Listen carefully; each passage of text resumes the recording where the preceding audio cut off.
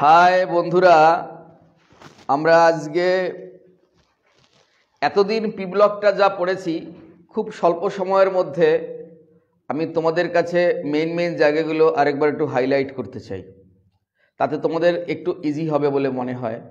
P ব্লকটা পরীক্ষা দেওয়ার পরেই আমরা অন্য টপিকসের মধ্যে ঢুকে যাব। তা আমাদের সিলেবাসে পি ব্লক থেকে দুটো গ্রুপ আমাদের সিলেবাসে রয়েছে, সেটা হলো একটা হচ্ছে 13 গ্রুপ, একটা 14 গ্রুপ। আমি আগেও একবার বলেছিলাম 13-এ কারা? বেগুন, আলু, গাজর ইন দা থলি। আর 14 গ্রুপে কারা কারা রয়েছে? শেষে গেলে সোনা পাবি। এই হচ্ছে টোটাল গল্প। আমাদের বেশিরভাগ ক্রাইটেরিয়া এই প্রথম দুটোর মধ্যে হয়। যদি আমরা এই দিক থেকে যাই তাহলে প্রথমেই বলা হবে বোরনের যে সমস্ত কম্পাউন্ডগুলো হয় এদের কারো অস্টেক ফুলফিল হয় না, কারণ there are 3 electron of its outermost shell because it belongs to group 13 group element containing element having 3 electron of its outermost shell. যারা 14 তাদের 4টে থাকে, যারা 15 তাদের 5টা থাকে। তা 3টে হওয়ার জন্য ও যখন কারোর সাথে কম্পাউন্ড ফরমেশনে আসে তখন ধরো ক্লোরিনের সঙ্গে আসলো 3টে ক্লোরিন, এরকমভাবে হয়। তার মানে BCl3, তাহলে 3 2 যা 6 ইলেকট্রন, 8 হয়নি। তার মানে এদের কম্পাউন্ডগুলো B2O3 থেকে শুরু করে BX থেকে শুরু করে সবারই অক্টেট ফুলফিল হয় না। এই যে ইলেকট্রন কম থাকে তার জন্য কি করে? ইলেকট্রন অ্যাকসেপ্ট করার চেষ্টা করে। AEG অ্যাসিড ইলেকট্রন গ্রহণ করে। According to Lewis concept, a species which can accept electron is known as acid. তা অ্যাসিড যখন হয় তখন আমাদের এরকম একটা কম্প্যারিজন মতো আসতে পারে যে সবচেয়ে বেশি অ্যাসিডিটি কার হতে পারে। তখন সায়েন্টিস্টে দেখলো BI3, BR3, BCl3, সবচেয়ে কম হচ্ছে BF3। এদের সাইজটা বড় হওয়ার জন্য এই আয়োডিন, ব্রোমিন, ক্লোরিন অ্যাকোমোডেশন বেশি ইলেকট্রন রাখার, তাই ওরা ইলেকট্রনকে বেশি অ্যাকসেপ্ট করবে। যত বেশি ইলেকট্রন অ্যাকসেপ্ট করবে তত অ্যাসিডিটি বেড়ে যাবে। আর সবচেয়ে কম হচ্ছে BF3, কারণ ফ্লুরিনের এতটা small size but outermost shell having 7 electron, so fluorine can make back bonding with boron like BF। এর এতটা ক্রাউডিং ও উল্টো বন্ড করে ডাবল বন্ড হয়ে যায়, যার জন্য ওর ইলেকট্রনটা বোরনে তখন গ্যাদারিং হয়ে যায়, তাই ইলেকট্রন অ্যাকসেপ্ট করতে চায় না। তাই ওর সবচাইতে লুইস অ্যাসিডিটি সবচাইতে কম। এই জায়গাটা থেকে একটা কোশ্চেন যখন তখনই আসতে পারে। আচ্ছা, আর এদের দ্বারা ইনঅর্গানিক বেনজিন, ইনঅর্গানিক গ্রাফাইট, এই টপিক্সটা আগেও একদিন বলেছিলাম। সাইজ হয় হেক্সাগোনাল, বি, তারপর নাইট্রোজেনের সঙ্গে যখন হবে বি, নাইট্রোজেনের সঙ্গে হলো NB, অল্টারনেটিভ ডাবল বন্ড। তা নাইট্রোজেনের বন্ড তখন কটা হচ্ছে? একটা, দুটো, 3টে। একটা লোন পেয়ার হবে বা অন্যজনের সাথে যখন ধরবে, এটা হচ্ছে ইউনিট স্ট্রাকচার। এরকম এপাশে একটা হতে পারে, এপাশে একটা হতে পারে, জায়গাটাও কম। কোথায় দেখাই? ধরো এখানে একটা হলো, এখানে আবার শুরু হলো নাইট্রোজেন, আবার শুরু হলো বোরন, আবার শুরু হলো নাইট্রোজেন, আবার শুরু হলো বোরন, এরকম আবার কন্টিনিউয়াস এরকম চলতে থাকে, যত ইচ্ছে তত খুশি। তার মানে এটা ইউনিট স্ট্রাকচার। তা সেই স্ট্রাকচারে দেখলাম আমরা নাইট্রোজেনের 1টা, 2টো, 3টে, 4টে বন্ড কনফার্ম হচ্ছে। নাইট্রোজেনের 4টে বন্ড কনফার্ম মানে আর 5টা হওয়ার কথা ছিল, তাহলে একটা কম আছে, তাই পজিটিভ সাইন দেওয়া হয়। আর বোরনের 3টে, আউটারমোস্ট সেলে 3টে ইলেকট্রন, কিন্তু 1 2 3 4 4টে বন্ড কনফার্ম হচ্ছে, তাই এটা মাইনাস হয়। প্রত্যেকটারই সেই boron negative charge, nitrogen positive charge, boron negative charge, nitrogen positive charge. Total negative আর পজিটিভ সমান হওয়ার জন্য কম্পাউন্ডটা নিউট্রাল হয়ে যায়। একটা বোরন আর একটা নাইট্রোজেনের টোটাল ইলেকট্রন নাম্বার কত? নাইট্রোজেনের হচ্ছে 7 আর বোরনের হচ্ছে 5, তাহলে 7 আর 5 যোগ করলে হয় 12। দুটো কার্বনের মিলে 12 হয়। Carbon carbon 6 + 6। তার জন্য এটা আইসো ইলেকট্রনিক হয় অর্গানিক গ্রাফাইটের। তাই অর্গানিক গ্রাফাইট যখন ছবিটা আঁকা হয় বা ড্র করা হয় তখন দেখা যায় ওদের এখানে অল্টারনেটিভ বোরন মানে বোরন নাইট্রাইড রয়েছে আর ওদের থাকে তখন কার্বন।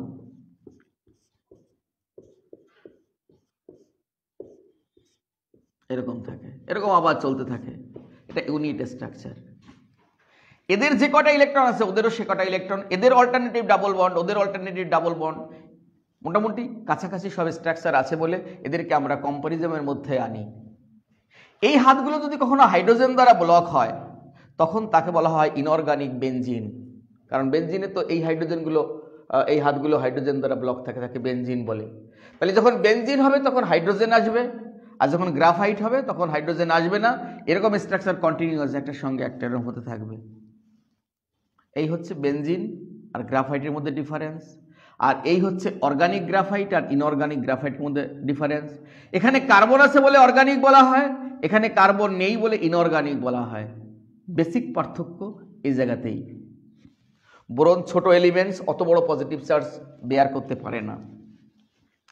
আচ্ছা, এবার বোরনের কম্পাউন্ডগুলো কি হতে পারে? অক্সাইড হতে পারে বোরনের কম্পাউন্ডগুলো, তার সল্ট হতে পারে, বোরাক্স হতে পারে, বোরিক অ্যাসিড হতে পারে। বোরাক্স আর বোরিক অ্যাসিড এই দুটো উল্লেখযোগ্য। বোরিক অ্যাসিড এমন একটা অ্যাসিড যা H+ আয়ন ডোনেট করে তার অ্যাসিডিটির পরিচয় দেয় না, উপরন্তু OH- গ্রহণ করে। ওই যে ওর ইলেকট্রন কম আছে, এই কারণে বোরিক অ্যাসিডকে টাইট্রেশন করা খুব কঠিন। তখন বিজ্ঞানীরা একটা উপায় বার করলো, বোরিক অ্যাসিড তো অ্যাসিড, কি করে ওকে টাইট্রেশন করা যায়? তখন ওর মধ্যে পলিহাইড্রক্সি অ্যালকোহল, যে সমস্ত অ্যালকোহলে একের থেকে বেশি OH থাকে তাদেরকে আমরা পলিহাইড্রক্সি অ্যালকোহল বলি। যেমন ইথিলিন গ্লাইকল, ম্যানিটল, কেটেচল, ক্যাটিকল, এই ধরনের যারা আছে এদের নাম, এদেরকে একসঙ্গে বলা হয় এরা পলিহাইড্রক্সি অ্যালকোহল। এরা আসলে পরে দেখা যায় বোরিক অ্যাসিড তখন H+ আয়ন ডোনেট করতে থাকে, তখন ওকে টাইট্রেশন করা যায়। ওরা একটা ওই যে চিলেট কম্পাউন্ড ফর্ম করে, দেখে নাও।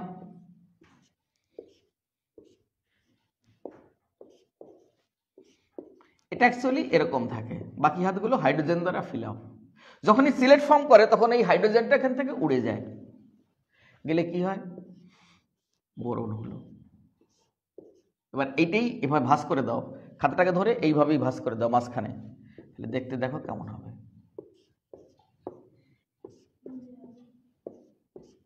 এরকম। এবার বোরনের এখানে কোঅর্ডিনেট বন্ড হচ্ছে একটা অথবা দুটো, যা খুশি, লোন পেয়ার দ্বারা এরকম করি, একটা করে দিই। কারণ বোরন 3টে বন্ড করতে পারে, একটা দুটো 3টে। আর তো ইলেকট্রন নেই, অক্সিজেনের ইচ্ছে বোরনের সঙ্গে বন্ডিং করবে, কিন্তু বোরনের তো ইলেকট্রন নেই, বন্ডিংটা কি করে করবে? তখন এই লোন পেয়ার থেকে অক্সিজেন একটা ইলেকট্রন ওকে দিয়ে দেয়, আর যাকে দিয়ে দেয় তার সঙ্গে ও আবার শেয়ার করে। তাই এই বন্ডগুলোকে বলা হয় কোঅর্ডিনেট বন্ড, অ্যারো সাইন দেওয়া থাকে। এইভাবে যখন সিলেট ফর্ম করে তখন boric acid H+ ion donate করে, আর এই H+ আয়ন ডোনেট করার জন্যই একে টাইট্রেশন করা হয়। তাহলে বোরিক অ্যাসিডের মধ্যে যদি তুমি কোনো ইন্ডিকেটর যোগ করো তাহলে এমনি নিউট্রাল কালার দেখাবে, কিন্তু বোরিক অ্যাসিড নিউট্রাল কালার দেখাবে। তাহলে যদি বোরাক্স হয়, বোরাক্সের ফর্মুলাটা কি? Na2B4O7 10H2, এটার নাম বোরাক্স। এটা ওয়াটার দ্বারা অ্যানালাইসিস করলে এর মধ্যে বোরিক অ্যাসিড পাওয়া যাবে, H3BO3, আর পাওয়া যাবে এই যে সোডিয়াম আছে বলে সোডিয়াম হাইড্রক্সাইড। এই দুটোর মিলনের ফলে এই সল্টটা প্রডিউস করে, তাই একে জলের মধ্যে গুলে দিলে এই অ্যাসিড আর এই বেসটা প্রডিউসিং হবে। এটা ভেঙে যাবে, Na+OH- ভেঙে যাবে এটা। তাই মিডিয়ামে তখন ইন্ডিকেটর যোগ করলে অ্যালকালাইনের যে কালারটা পিঙ্ক কালার, এটা দেখা যাবে।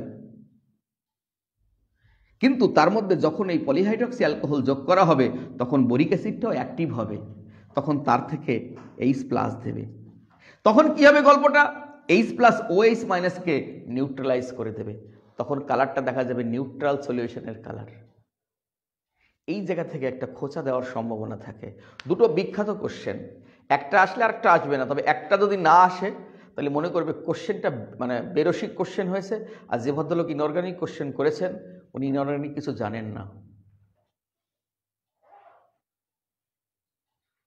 কেন স্যার জানবেন না কেন? ইম্পর্টেন্ট কোশ্চেন কি দিতেই হবে? সেটা বড় কথা নয়।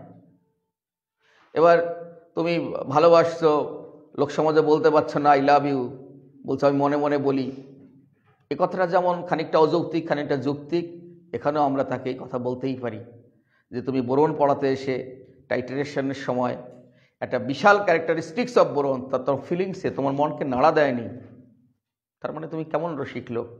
হয় তুমি এটা জানো না, নাহলে ভালো করে বোঝোনি, নাহলে তোমার মধ্যে সাবজেক্ট বেস কম আছে। আমরা এই জায়গাটা আরেকবার বলি, boric acid H+ ion donate করে না, তাই তাকে সহজে টাইট্রেশন করা যায় না। তার মধ্যে পলিহাইড্রক্সি অ্যালকোহল যোগ করলে এরকম একটা চিলেট কম্পাউন্ড, চিলেট মানে জটিল, যেমন আমরা চকলেট খাই এটা চিবিয়ে খাওয়া যায়, চিকলেট কিন্তু চিবিয়ে গিলে যাওয়া যায় না, ছেড়ে না, কিন্তু মানে জটিল প্রকৃতির, এরও চিলেট সেখান থেকে নামকরণটা এসছে, চিকলেট চিলেট। তাই এটা খুব কমপ্লেক্স হয়ে যায়, H+ আয়ন তখন ডোনেট করতে থাকে, তখন একে টাইট্রেশন করা যায়। বোরাক্সের সলিউশনকে আমরা দেখব, এর মধ্যে বোরিক অ্যাসিড হবে আর সোডিয়াম হাইড্রক্সাইড হবে। Sodium hydroxide very strong base, so it is dissociated easily and donate OH- ion, so it give a color by adding indicator in alkaline color, that means in presence of phenolphthalein it gives pink color। কিন্তু দেখবে এটা মানে ম্যাজিকের মতো, তুমি যখনই একটা polyhydroxy alcohol ethylene glycol mannitol etcetera যোগ করো, দেখবে সেই কালারটা খুঁজে পাচ্ছ না। কি হলো স্যার, কালার খুঁজে পাচ্ছি না কেন? পাবে কি করে?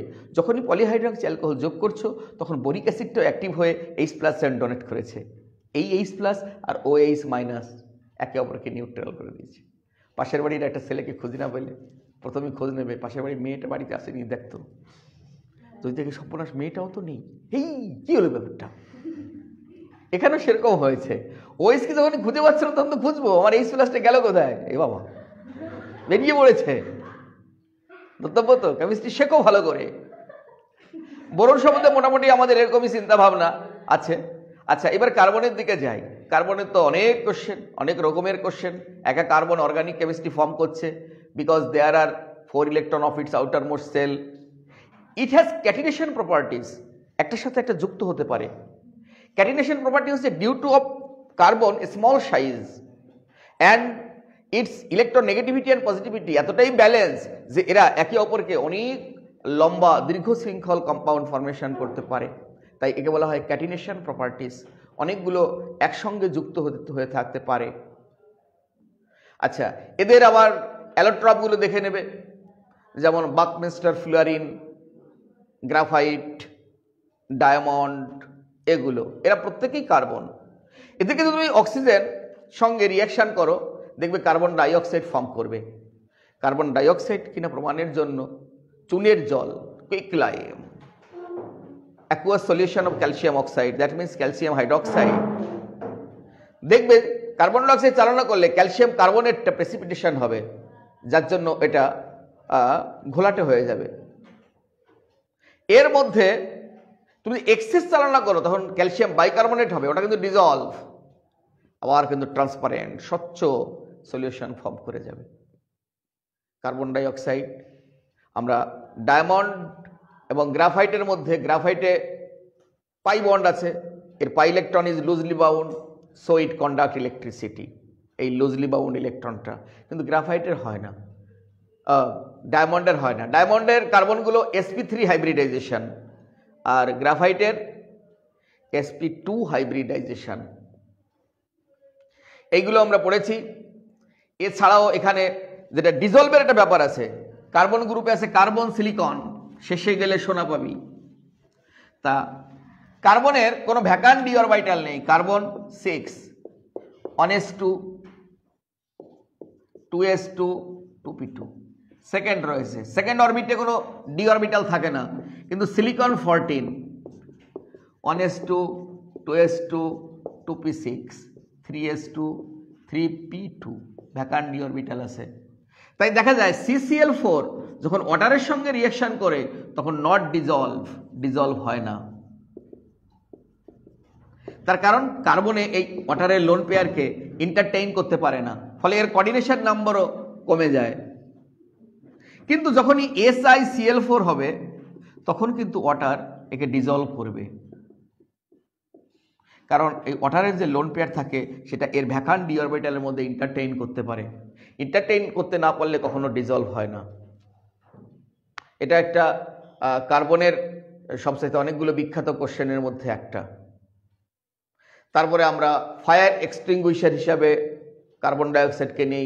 কার্বন ডাইঅক্সাইড অনেকটা হেভিয়ার দ্যান এয়ার, ফলে সরিয়ে দেয়। আর অক্সিজেন ছাড়া তো any combustion is not possible, ফলে আগুনটা নিভে যায়। আচ্ছা, আগের দিন আমরা সিলিকার সঙ্গে এই শেপ দিয়ে কি করে কাঁচকে দাগ কাটা হয়, খোদাই করা হয়, অথবা এই শেপ রাখা যায় না কেন, সেই রিয়াকশনগুলো আমরা করেছিলাম। মুখে একবার বলে দিচ্ছি যে কাচের যে কম্পোজিশনগুলো সেটা হচ্ছে সিলিকা SiO2, তারপর থেকে সোডিয়াম সিলিকেট Na2SiO3, তারপর থেকে ক্যালসিয়াম সিলিকেট।